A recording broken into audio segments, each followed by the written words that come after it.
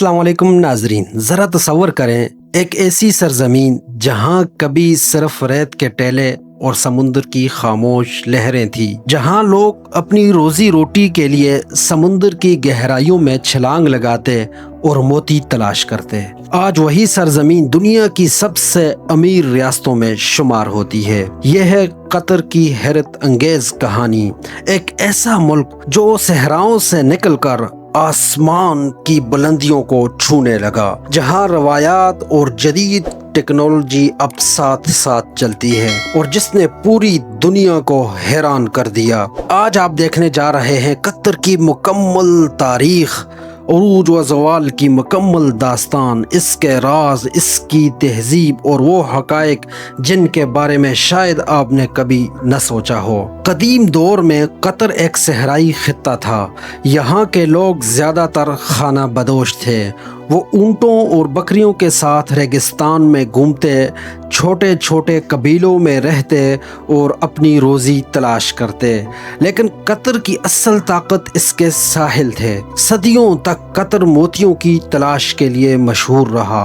गोताखोर समुंदर की गहराइयों में बग़ैर किसी जदीद आले के उतरते और नायाब मोती निकालते।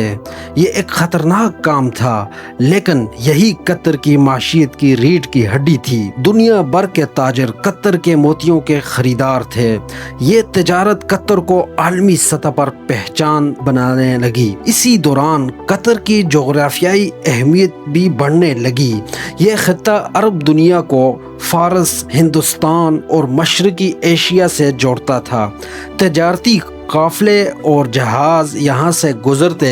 यही वजह थी कि बड़े बड़े हुक्मरान कतर पर कब्ज़ा जमाना चाहते थे। नाज़रीन, 16वीं सदी में पुर्तगालियों ने खलीज पर कब्ज़ा किया और कतर भी इनकी असर में आया। वो कतर के साहिलों को अपने जहाज़ों के लिए इस्तेमाल करते और मोतियों की तिजारत पर कंट्रोल चाहते थे। बाद में उस्मानी सल्तनत ने अपनी ताकत बढ़ाई और कतर भी उस्मानियों की छतरी तले आ गया। कतरी कबाइल ने कई बार आज़ादी के लिए बगावत की। इनकी अंदर अपनी शनाख्त को बरकरार रखने की शदीद ख्वाहिश थी। 18वीं सदी में आले-सानी ख़ानदान नुमाया हुआ। ये ख़ानदान कबीला बनी तमीम से ताल्लुक़ रखता था। उन्होंने कतर को मुत्तहिद किया और अपनी जद्दोजहद का आगाज़ किया और काफ़ी जद्दोजहद के बाद अपनी हुकूमत कायम की। आले-सानी ख़ानदान की क़यादत ने कतर को इस्तेहकाम दिया और आज भी यही ख़ानदान हुक्मरान है। नाज़रीन, 19वीं सदी में खलीज फ़ारस में बरतानिया की ताकत बढ़ने लगी। बरतानिया ने कतर समेत कई खलीजी रियासतों के साथ मुआहदे किए ताकि अपनी बहरी ताकत को महफूज रख सके। 1916 में एक मुआहदे के तहत कतर बरतानी प्रोडक्ट बन गया। इसका मतलब यह था कि कतर के खारजी मामलात बरतानिया के कंट्रोल में थे, मगर अंदरूनी मामलात पर आले-सानी ख़ानदान की हुकूमत कायम रही। यह सूरत हाल कई दहाइयों तक चलती रही, लेकिन कतर के लोग और क़यादत आज़ादी चाहते थे। बलाखिर 3 सितंबर 1971 को कतर ने बरतानिया से आज़ादी हासिल की और एक खुद मुख्तार रियासत के तौर पर दुनिया के नक्शे पर उभरा। यह लम्हा कतरी अवाम की ख्वाबों की ताबीर था। नाज़रीन, आज़ादी के बाद कतर की असल ताकत सामने आई, तेल और कुदरती गैस के ज़खायर। 1950 और 60 की दिहाई में कतर ने तेल निकालना शुरू किया था, मगर असल इनकलाब कुदरती गैस से आया।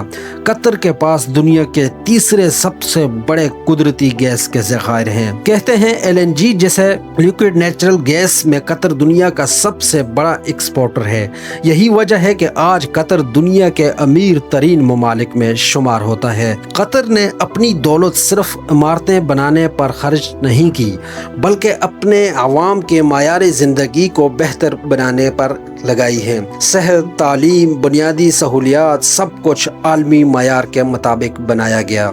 नाजरीन, आज का दोहा जो कतर का दारुल हुकूमत है, एक ऐसा शहर है जिसे देखकर यकीन नहीं आता कि कभी यहाँ रेत और खेमे थे। ऊंचे टावर्स, आलीशान होटल्स, वर्ल्ड क्लास एयरपोर्ट, जदीद शॉपिंग मॉल्स, ये सब दोहा को दुनिया के बड़े शहरों के बराबर खड़ा करते हैं। एजुकेशन सिटी कतर की सबसे बड़ी पहचान है, जहाँ अमेरिका और यूरोप की मशहूर यूनिवर्सिटीज़ के कैंप्स कायम है। यहाँ हजारों तलबा दुनिया के कोने कोने से आकर तालीम हासिल करते हैं। नाजरीन, कतर ने तरक्की के बावजूद अपनी रवायात नहीं भूली। कतरी मेहमान नवाजी आज भी पूरी दुनिया में मशहूर है। मेहमान को कावा और खजूर से खुश आमदेद कहना यहाँ की रवायत है। लिबास में मर्द दशदाशा और औरतें अबाया पहनती हैं। ऊंट रेसिंग और तलोर का शिकार भी आज का मशहूर खेल है। नाजरीन, कतर के मशहूर मुकामात, कतर की सकाफत और तारीख इसके मुकामात से पहचानी जाती है। इस्लामिक आर्ट म्यूजियम दुनिया के सबसे बड़े इस्लामी वर्षे का जखीरा है। सूक वाकिफ, रवायती बाजार जहाँ पुराने वक्तों की खुशबू आज भी मौजूद है।